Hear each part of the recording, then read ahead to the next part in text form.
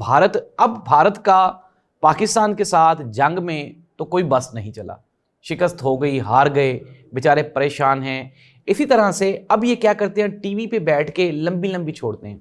अब रवि कुमार, ये एक भारतीय एनालिस्ट हैं, इन्होंने कहा जी कि पाकिस्तान को हम यहाँ पे नहीं छोड़ेंगे, ऑपरेशन सिंदूर कंटिन्यू है, हम आपके पीछे हैं। और अल्लाह के बंदे, ऑपरेशन सिंदूर की जो शर्मिंदगी है उससे बचने के लिए आप तो पूरी दुनिया में दर बदर की ठोकरें खा रहे हैं, दुनिया को ये कोशिश करवा रहे हैं रियलाइज़ करवाने की कि हम जंग जीत गए हैं, और पूरी दुनिया आपके ऊपर थू थू कर रही है और आपको ये बता रही है कि जंग तो आप हार गए हैं।